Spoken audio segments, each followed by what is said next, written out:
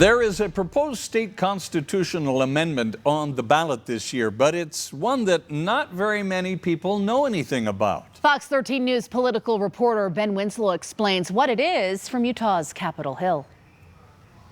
On your ballot, you'll see Constitutional Amendment A. Now, you may be wondering, what the heck is that? Well, here's what it is. Constitutional Amendment A is pretty simple. The proposed constitutional amendment will change how much money the legislature can handle in a special session. Currently, the legislature has the ability to call itself into special session in the event of an emergency or some big event in the state to deal with urgent matters.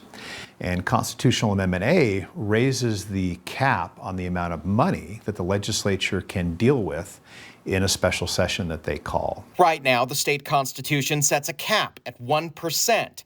Constitutional Amendment A proposes to raise it to 5%.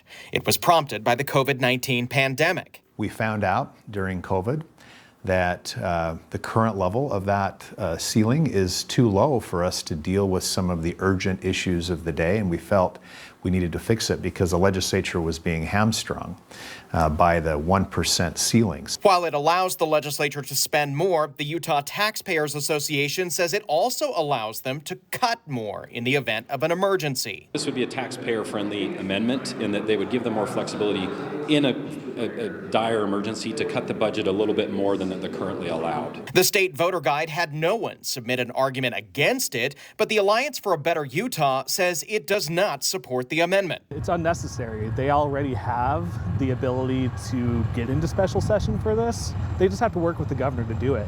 It's that checks and balances in the Constitution that we want to preserve, and we don't want to keep on deteriorating. The House Speaker says it will help Utah prepare for a future emergency. Amendment A is just us getting prepared in the event that we have some other unexpected emergency in terms of matters of state budget. I hope we never have to use it, but there's a chance we will. Now, ballots have already started hitting mailboxes. Be sure to check and make sure your voter information is current. On the Hill, Ben Winslow, Fox 13 News, Utah.